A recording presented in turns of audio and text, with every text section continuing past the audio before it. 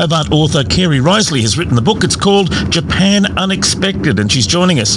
Well, this is your second book, Kari. Tell me a little bit about what the first was about.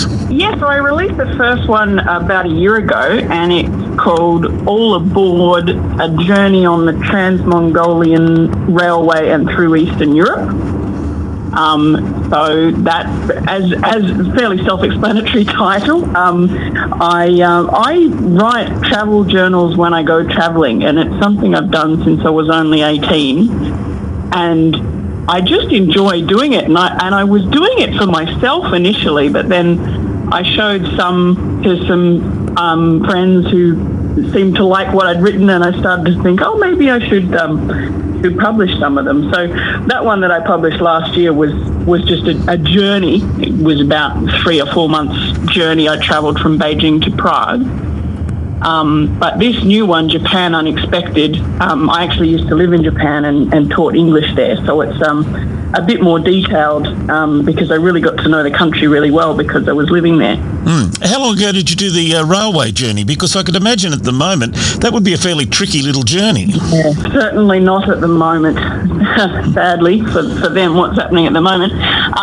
Yes, well, it was before COVID, and I lived in Japan, obviously, before COVID as well. COVID was what gave me the time and energy to edit my journals into manuscripts and get them published, because before COVID I was just always looking for the next journey and I was always planning a new trip, but COVID made me stop and look back instead at the past trips, and it ended up being like a bit of a travel patch for me for that period when we couldn't travel. I was just going through all my past writings.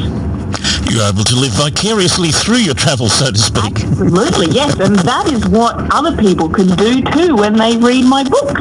Yes, it's certainly one of the great railways of the world is the Trans-Mongolian, but of course this particular book is Japan Unexpected. Obviously there's stories of Japan in here that we would consider to be unexpected.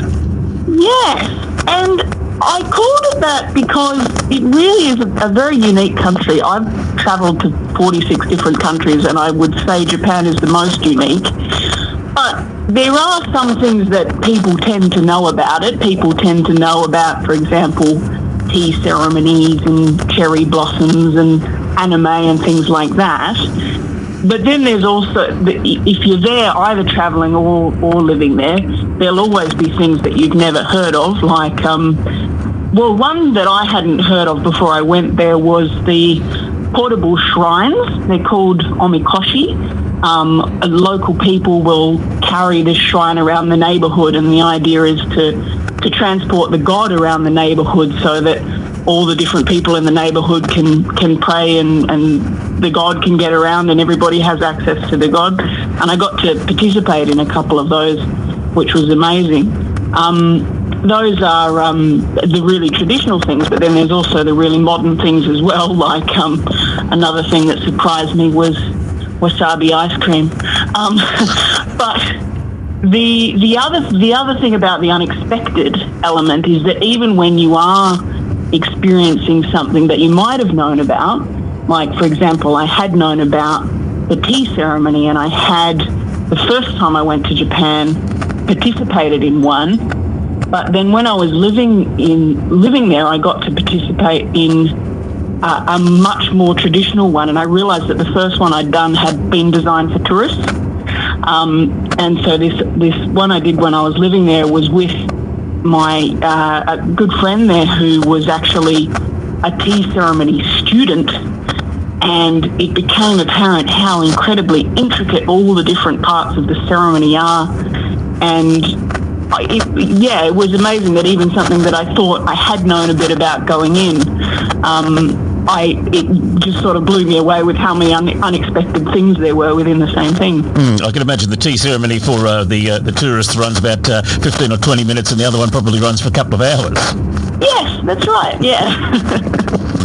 Also, the other thing that I get quite taken aback by when I look at Japan is the amount of huge high-rise buildings. I suppose, in a sense, it's a country of many islands, but there isn't that much land mass, and there's a lot of people. That's true, yeah. The huge buildings aren't everywhere, though. It's particularly in the cities. I lived in a small city that was a similar size to Hobart, and I lived in sort of an outer suburb.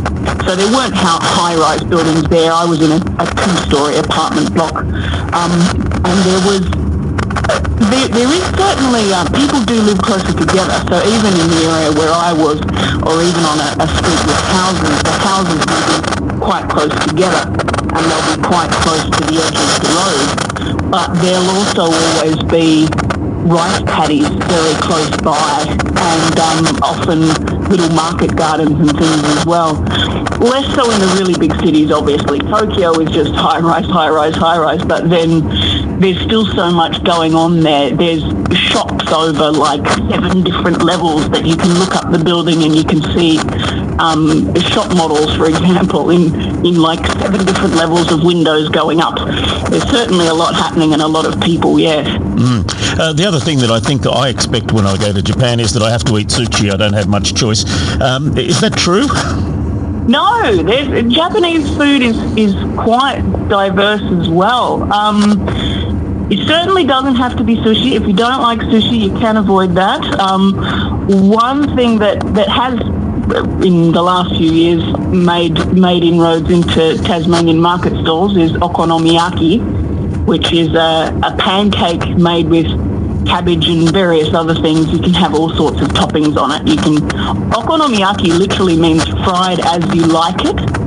So you can have whatever toppings you want. If you're a meat eater, you can have pork or beef or something, or if you like prawns, you can have that, or if you're a vegetarian, you can have spring onion or I've even had cheese on them. That's less common, but yeah. And then there's all the tasty miso soup and so many different things. It is quite hard to avoid things like fish stock if you're a vegetarian. But I've been told that that's getting a little better. But yes. Well, the book's called Japan Unexpected. It's your second book. What's the third going to be about? So the third I am working on now, and I'm actually hoping to release it before Christmas. It's going to be called Smiles and Spices, Journeys and Encounters in East Asia. And so that's based on travel journals that I've written on multiple trips I've made to East Asia, to Korea, China, Tibet, Hong Kong, Macau, Cambodia, Thailand, Vietnam, and Taiwan. All fascinating countries, and a number of them very much in the news at the moment. Yes, and several that Tasmanians may have had experience travelling to as well. Yeah. I was lucky enough to go to Cambodia many years ago, about 14 or 15 years ago, and it's quite a fascinating country, and very different to us when it comes to travelling in the traffic. Yes, absolutely. Very different traffic. Yes. No such thing as traffic lights and no such thing as indicators.